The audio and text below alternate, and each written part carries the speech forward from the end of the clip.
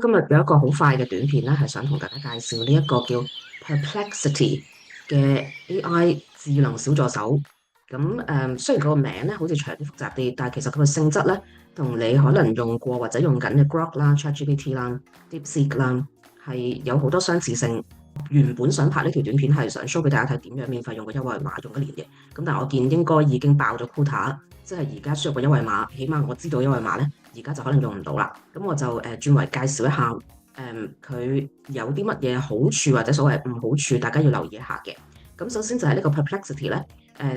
佢無論係 developers 啦，或者係佢嘅創辦人咧，都好有實力嘅一個基本資歷背景啦。咁例如有由 ChatGPT、OpenAI 嘅呢間公司度出走嘅一啲核心成員啦，跟住亦都有其他唔同國家唔同背景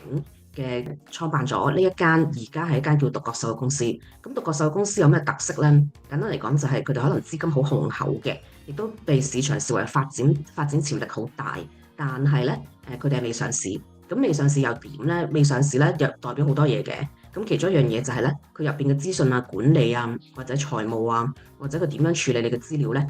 實質上咧係好唔透明嘅。現在先就係你用呢一啲工具咧，就自己小心啲啦。基本上佢冇上市。咁喺咩情景之下佢要交代佢嘅交代？我哋又可能攞到啲咩提示咧？等我睇下呢個維基嘅頁面入面有冇一啲好嘅例子先啊！有好多嘅，佢有幾單嘢嘅。我先引用呢一度報導講一講先。咁你見到好知名嘅科技網站平台 Wired 啦，咁佢做一個調查嘅。咁不足一年前嘅啫。就做過一獨立調查啦。咁就發現，咦好似呢間公司有一啲技術嘅規定咧，係冇按照一個即係我哋叫做高嘅標準喎。公司咧佢就否定，咁佢就帶出即係對立嘅觀點。佢亦都提供咗啲再技術啲，即係我睇完都會唔係好明嘅資料。咁就似乎去想令我哋覺得咧，佢都係好尊重一啲技術嘅水平，同埋尊重人哋嘅產權嘅。或者尊重你嘅即係資料啦咁樣。但係咧由於人哋係科技網站平台啦，即係唔係我哋呢啲普通嘅其他國家人士啦。咁所以咧，當佢再深究問落去嗰陣咧，咁最後咧係啦，咁最後創辦人啦或者老闆啦，佢就話好複雜嘅咁樣。咁即係答落去咧就答唔到噶啦咁樣。咁類似咁樣嘅情況咧，喺呢間公司咧已經唔係一次噶啦。咁我講到呢一度係咪真係叫大家唔好用佢咧？唔係，因為據我所知間間都有嘅。咁但係情況有辣有唔辣。係一個一籃子嘅考慮，你經過一啲資訊嘅整理之後咧，作出一啲判斷，可能喺呢一個所謂大家都要用人工智能嘅時代，你究竟會需要同埋想用一啲乜嘢咧？咁樣咁所以咧，如果我指出一間公司，有啲情況可能你需要留意一下。基本上 Perplexity 咧喺我嘅記憶入邊就係你問親佢啲乜咧，佢都會答你一啲唔同嘅觀點，即係否認翻啦。但係嗰種否認係非常之唔全面，你完全可以解讀做咧，其實佢認咗嘅，不過佢擅長於一個文字即係語言嘅藝術，令到假設啦，大部分嘅人咧聽完之後咧就接受咗咁樣。例如係乜嘢咧？嗱，我介紹呢個平台，咁用廣東話，其實好多嘅用戶咧，可能都係嚟自香港啦咁樣。喺香港你可以，你通常用唔到 ChatGPT 啦，即係唔可以好好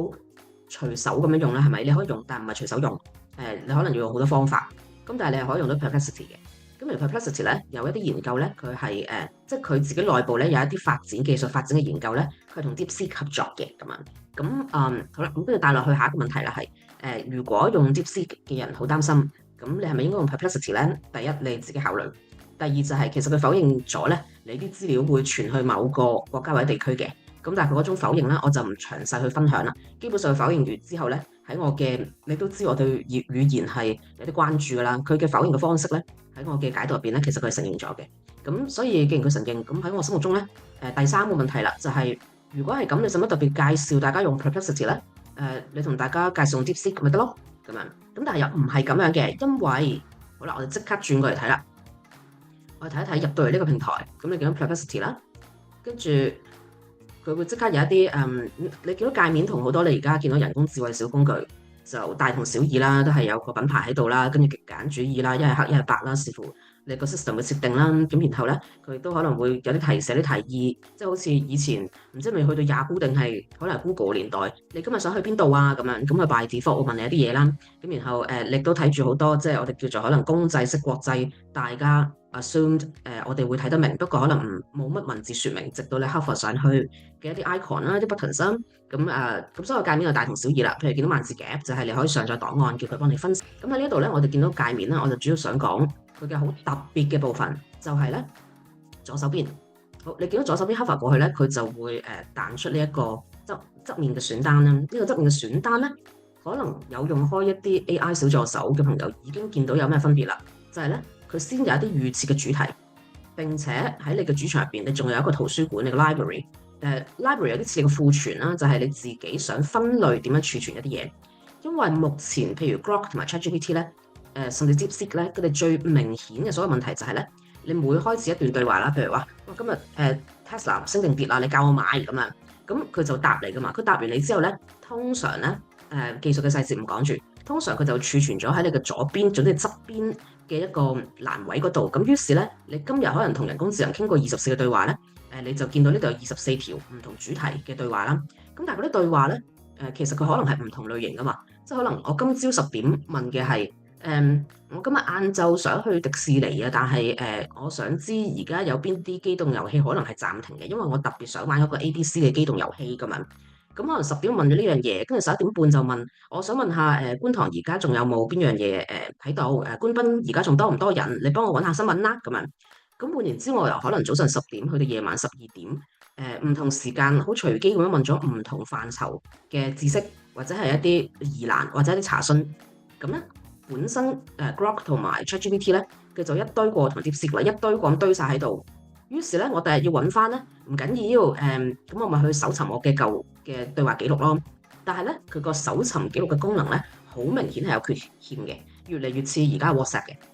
你喺手機版嗰度用 WhatsApp 咧，你通常都可以搜尋翻你同其他人嘅舊對話，根據某啲關鍵詞。不過都越嚟越差㗎啦。咁今日唔係講 WhatsApp 就唔介紹個原因住啦。咁但係咧，你用譬如桌面貓 WhatsApp 啦，又或者係頭先我形容到嘅 Grok ChatGPT 同 DeepSeek 咧，你搜尋佢哋嘅舊對話記錄咧係好難嘅。換言之咧，佢個界面嘅設定咧本身就限制咗你可唔可以好似執拾物品做一個整齊分類，即係整理筆記嘅功能咧。係基本上做唔到嘅，我會咁樣形容。你可以話做到，但係佢個難度係無端端要夾硬幫你提高10倍，唔可以俾你好似即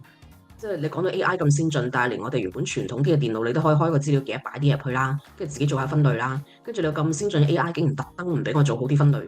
要有得我嘅思路啦，同埋我整理咗啲記憶啦，我想學習嘅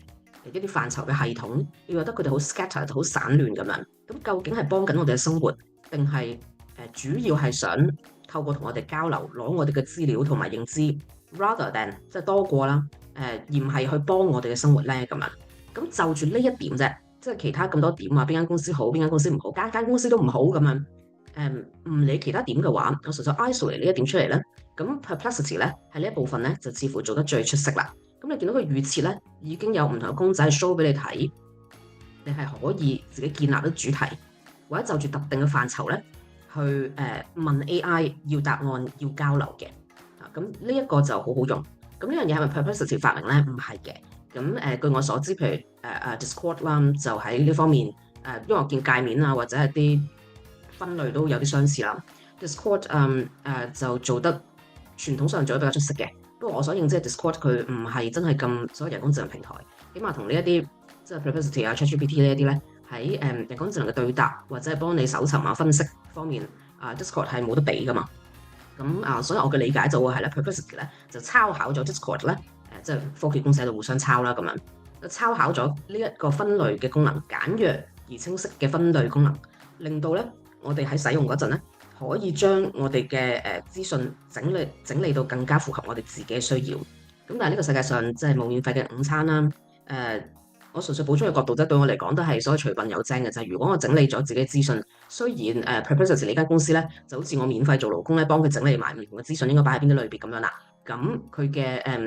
嘅大腦啦，OK，佢嘅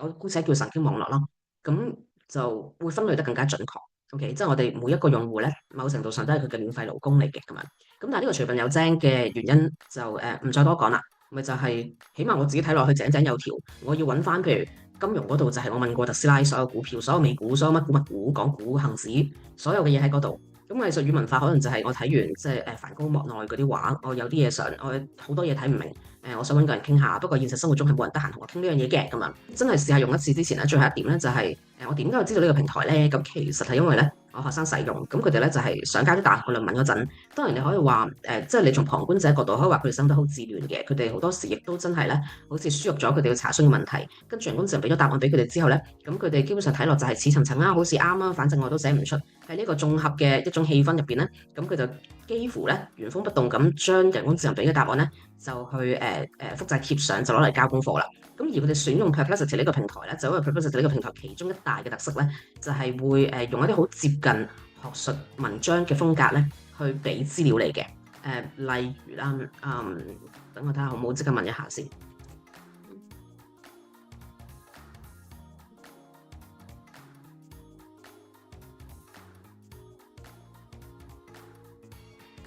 好，咁你見到佢首先咧就依次羅列咗佢思路嘅過程，同埋佢每一個 step 咧喺邊一度揾資料，或者佢基於你嘅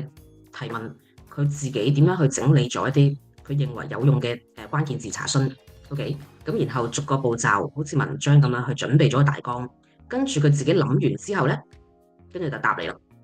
OK，咁佢答你嗰陣咧，你見到咧，佢就真係好似所有學術文章咁樣咧，每一句即係我講呢一句嘢，究竟係呢個人工智慧吹水啊呃你咧，係佢自己意見啦，定係有根有據嗱？譬如呢一句啦，就喺6號咧，但係發生咗乜嘢事咁樣，咁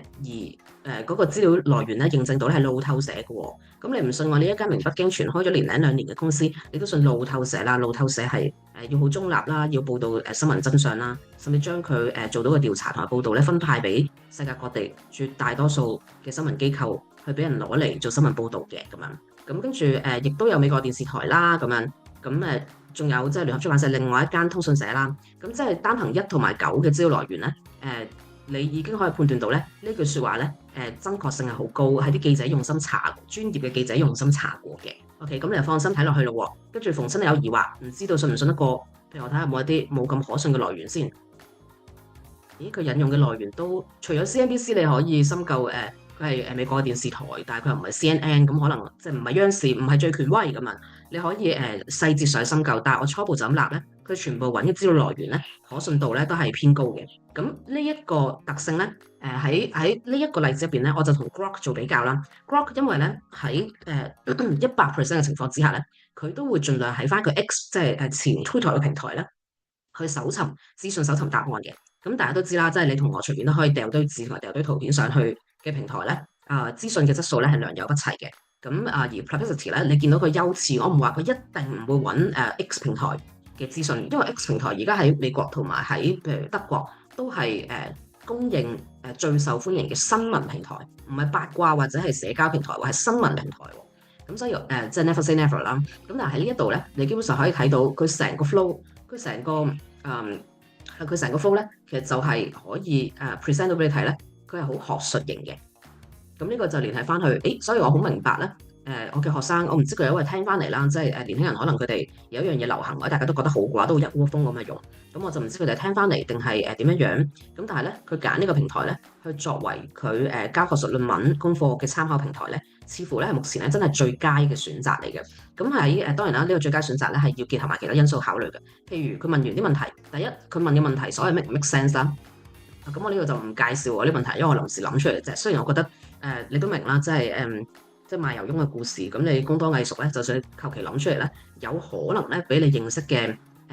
譬如唔熟悉呢啲平台啦，或者係真係好年輕，真係好年輕10歲，OK 10歲嘅朋友咧，可能你相對地咧可以問到啲我哋叫做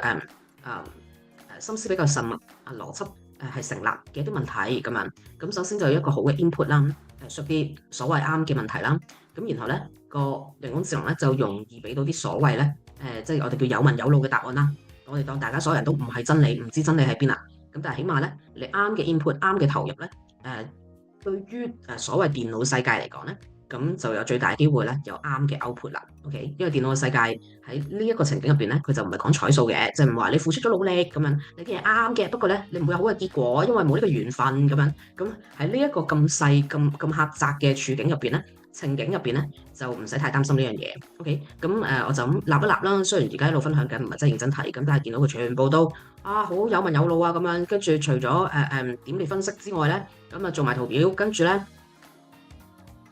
跟住，不過我覺得佢答我都好直接喎，可能佢已經對我嘅用戶經驗咧有咗一啲記憶，因為咧我通常都會要求個人工智能咧唔好講咁多引言同埋包底嘅説話，直接俾一啲具體答案俾我嘅。咁我見到佢最後咧就係直接俾答案啦，咁佢就唔係話仲要一個其他説話就係你想唔想知多啲其他美股啊咁樣，即係唔關事嘅佢就唔講啦咁樣。咁係啦，咁雖然你見到呢一度係英文啦，咁但係當然係可以用中文啦。咁但係可能大家都留意到啦，我登入咗之後咧，佢基本上辨認翻我嘅一啲背景咧，佢自己轉翻咗做繁體字啦。咁原本佢 by default 個預設中文咧係簡體中文嚟嘅。咁今日 Perplexity 嘅基本介紹就到呢一度啦。咁功能絕對唔係咁簡單啦。咁今日就唔需要介紹啦。咁有機會再分享。